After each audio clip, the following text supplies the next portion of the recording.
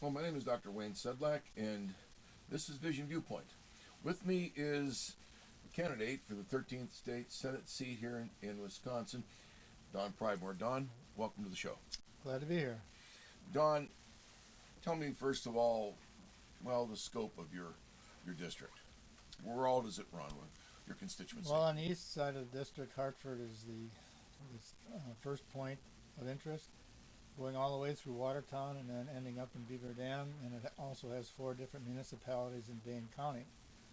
Then we go back down to Waukesha County. We have Oconomowoc, and we go up north, up to Brownsville, up to Elmira, and those areas. So altogether, there's about 170,000 people in the district, and there's a lot of agriculture.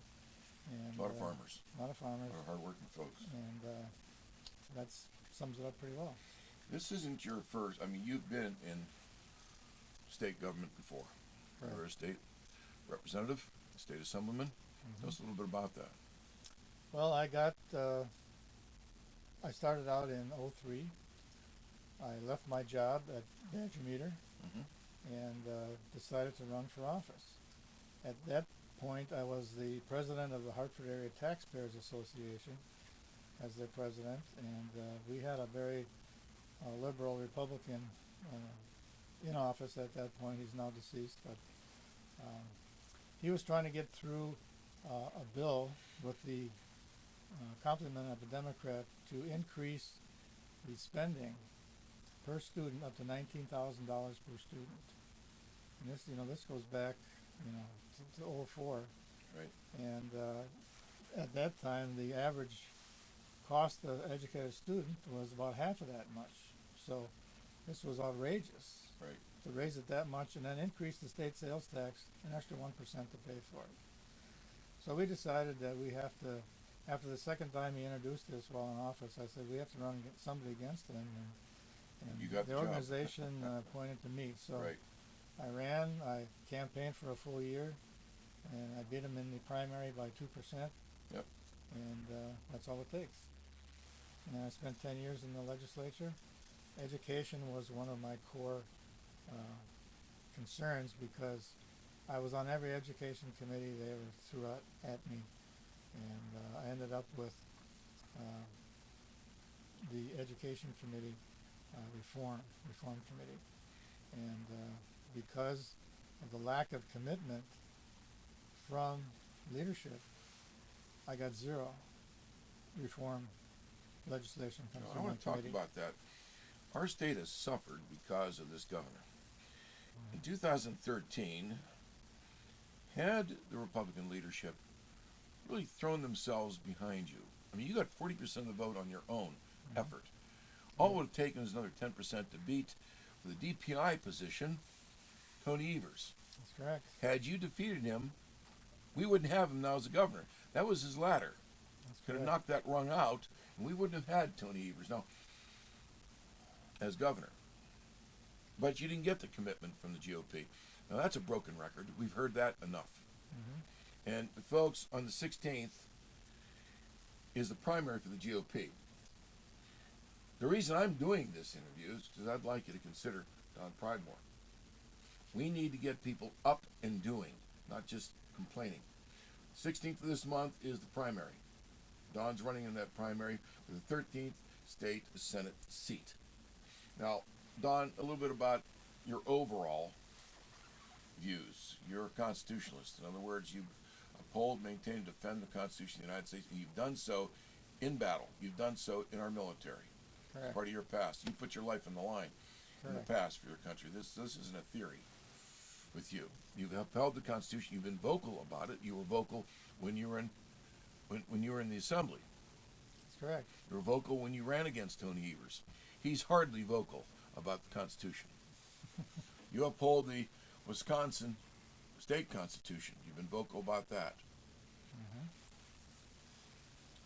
You stand for the Second Amendment.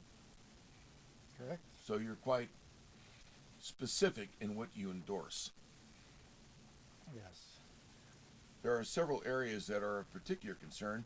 We know, for example, among the farmers, you've had a voice. You listen to them. We've spoken to that in the past.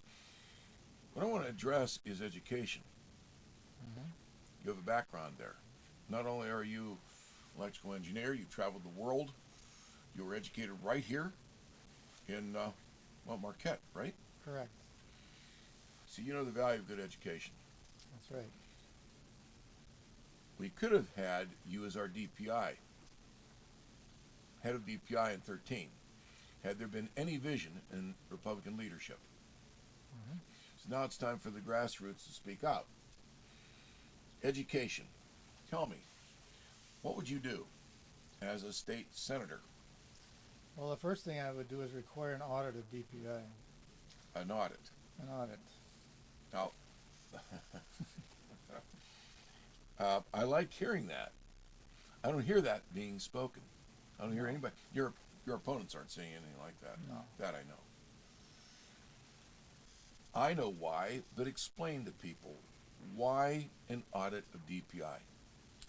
Well, right now there's over 900 employees at DPI. Nobody knows what they do. All we do is suffer the results of what they do. Right. And they promote from within. That's correct. Typically, every time an opening comes up, the first candidates that throw their hat in the ring are the deputy superintendents, and that's been kind of like something that's gone on forever. You train the head guy from It's the inbreeding. people coming up. It's inbreeding inside Yes. of what is arguably the most secret of all the administrations in this state. That's right. So we have to shine the light on DPI. What do you want to do with that audit? Well, I'm going to make it public. So the results go to the public. That's right. I mean, everybody complains about it, but they don't know what to do. They don't know how to attack the problem. So an audit would expose what DPI is all about, what all these 900 employees are doing, some of the lesson plans that they offer on their sites, like white privilege. It only lasted a couple of weeks before they took it down because too many people complained about it. Right. So, I mean, if those are the kinds of lesson plans you want to be available to our school districts, then by all means, keep them in place. But if you don't, then you have to elect somebody in that position. RPW has not supported a conservative candidate ever since I ran. Even before that, in 2013 when I ran, they didn't support anybody. So to me, they're totally missing the boat. Education is the most important thing we can provide for our kids. Not every parent can afford to send their kids to private school, but I do support any alternative form of education. So you're not just speaking for the public sector. You are an advocate, and this is wonderful because I homeschooled all of mine. They all did well. They're all professionals in their field. Yes. And they've all gone on and done well in upper education. So you support alternative education. Yes. You're going to get DPI off the back of That's right. of the homeschoolers and others. That's correct. There's no reason why they should be dictatorial. You know, Don, that's called, what's the word? Freedom? Yes. That's what that's called. Folks, that's what we need.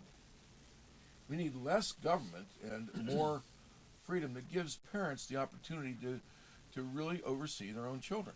Right. Not regulation. One of the things I want to do is introduce a legislation that would raise the level at which parents can qualify for choice schools.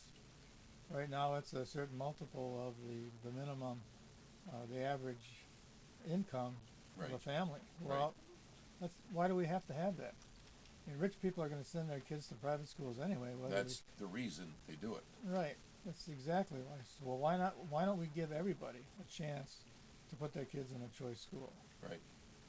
If we don't allow competition between all these alternative forms, the public school system is never going to improve. Now, you just said something dear to my heart. I've been in education all my life. Competition. Making the public sector compete with the private sector. That's right. So that people have an opportunity to send their children where they think the best education can be gotten. That's right. That's not what we have now. No, it's Not really. That's the claim, but that's really not what we have. Exactly.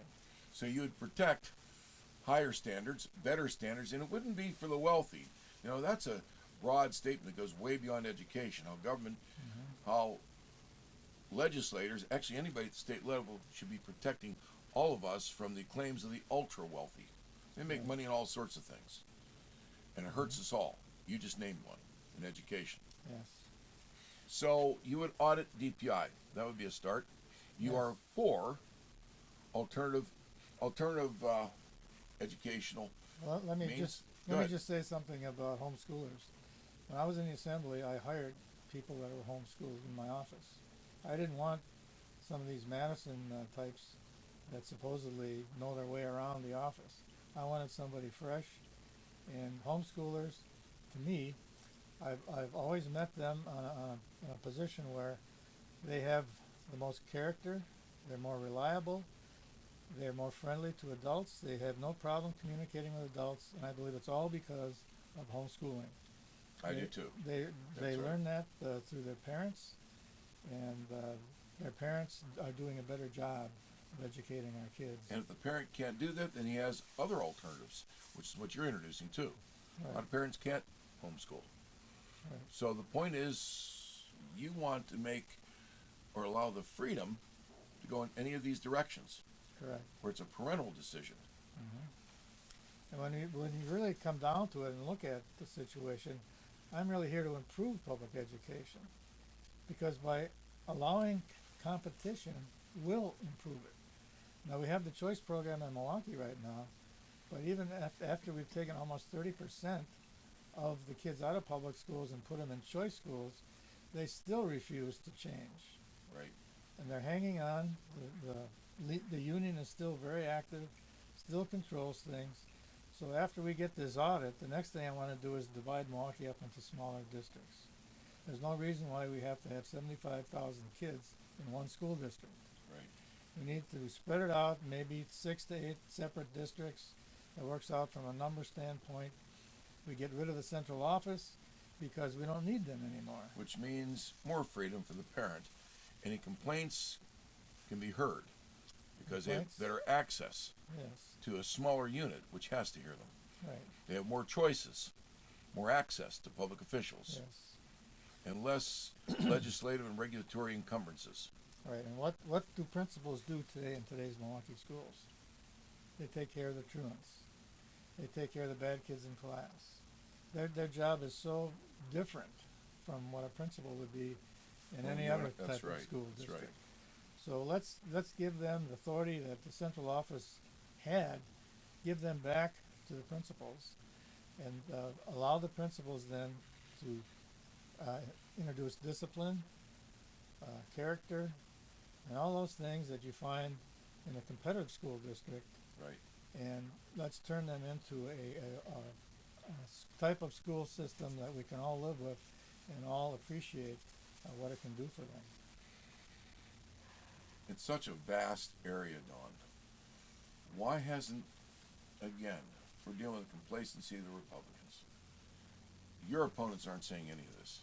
No, I know that. They're not. I'm not hearing it. I mean, let me know. If they are, let me well, know, but if they're they not. say anything, it's lip service. They can maybe I haven't talk even about heard it, that. but they can't produce anything that says this is the bill I signed on, this is the bill I sponsored. It deals with education. I want to see it improved. You have None the of that. experience from the legislative background. You sit on a school board. You're what, the vice president Yes, of that school board right now? correct.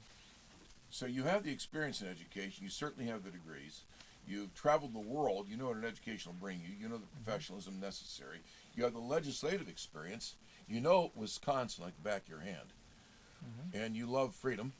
Correct. And just introduced the key to freedom, competition. That'll force the different alternatives to either act or close down. I don't mean closing the department. I mean simply get their act together. Right. And gives parents the freedom then, freedom from regulatory burden unto excellence in education. At least it's a step. And there's one more thing I want to do too. Go for it. I actually want to move part of DPI into Milwaukee, because right now DPI is sitting in their ivory tower, these 900 employees, and they can ignore Milwaukee completely. When it comes to standards, if the public schools in Milwaukee are looking bad, what do? Do they improve education? No, Nothing. they lower the standard. Right. So all this is just to make them look good when in fact they're failing. And if we put part of DPI into Milwaukee, they can deal with the social problems every day that they will see. They won't be stuck in Madison. They'll be in Milwaukee where the problems exist. So in other words, you're conscious of representing your people in the 13th State Senate District, but you're also conscious of the fact that as a state senator, you have Wisconsin as a responsibility as well. That's right. As Milwaukee goes, so goes the rest of the state. You know what makes me, forgive me, what makes me angry is when I hear people in the state Senate and then of course the state assembly, they say, well, I know what I want to vote for, but my constituencies might say otherwise. And I will tell them, okay, you do represent your constituency, but you also have a responsibility to me outside your district. You're a state representative, you're a state assemblyman, or you're a state senator. I've heard a lot of this. Now I realize there's a balance. You always have to remember your constituency, but you've been pretty articulate. You have the experience to negotiate those waters. So when it comes to education, we are in need of that kind of reform. Homeschoolers know we need that. We need less, shall we say, DPI interference. So far there's been the blessing of freedom, more freedom than in many other states. You want to give us more freedom. You want to give more freedom to other areas, certainly to parents around the state, as well as in your own district. Let me give you one example of a choice school Yep. in Milwaukee, on the south side of Milwaukee, that started up a number of years ago. The administrator there, just because of DPI paperwork, forced upon them, because DPI does not support choice schools. If they had their way, they'd get rid of any form of alternative education. Right. This particular school district had to hire 5 additional employees just to handle the paperwork that DPI forced down upon them. Now, how do you think that affects their business plan? Right. It throws it way out of whack. I mean, we're talking about, probably the expense of $100,000 per bookkeeper, basically. Right. And that's a big hit. Well, if you can't get it eliminated, what you do is you encumber it, so it can't function. That's exactly what DPI has done in the past. Exactly. Yes. So maybe we can get somebody, you, to become a voice for the other alternatives to education. So, folks, you have your opportunity. On February 16th, this month, it's February 1st, February 16th is the primary. Don Pridemore is running in that primary for the 13th State Senate seat. You have your opportunity now. Now's the time to do something. Find out what it takes, when you're going to be there, where you're going to be, so that you can be there to vote in person. So, Don, certainly hope and pray that you're the one they choose. And of course, then there's the final election against a Democrat in April 6th. So keep those dates in mind. Now's the time not to just talk. Now's the time to vote. So, Don, God bless you. Hope and pray that it goes your way. Thank you very much. We need men like you. Thank you. Thank you.